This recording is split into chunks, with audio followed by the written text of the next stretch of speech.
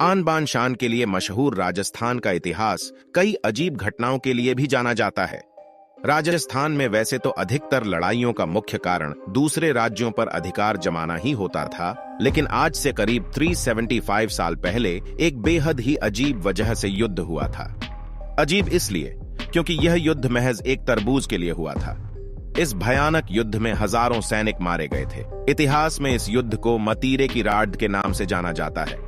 मतीरे की राढ़ नामक लड़ाई 1644 ईस्वी में लड़ी गई थी। यह कहानी कुछ इस तरह है कि उस समय बीकानेर रियासत का सीलवा गांव और नागौर रियासत का जाखड़िया गांव एक दूसरे से सटे हुए थे। ये दोनों गांव दोनों रियासतों की अंतिम सीमा थे। हुआ कुछ यूं कि तरबूज का एक पौधा बीकानेर रियासत की सीमा में उगा, लेकिन उसका एक फल नागौर रियासत की सीमा में चला गया। अब बीकानेर रियासत के लोगों का मानना था कि तरबूज का पौधा उनकी सीमा में है तो फल भी उनका ही हुआ, लेकिन नागौर रियासत के लोगों का कहना था कि जब फल उनकी सीमा में आ गया है तो वो उनका हुआ। इसी बात को लेकर दोनों रियासतों में झगड़ा हो गया और धीरे धीरे ये झगड़ा एक खूनी लड़ाई में तब्दील हो गया।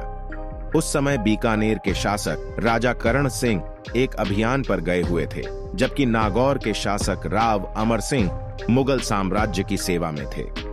जब इस युद्ध के बारे में दोनों राजाओं के पता चला तो उन्होंने मुगल दरबार से इसमें हस्तक्षेप करने की मांग की। हालांकि तब तक बहुत देर हो गई।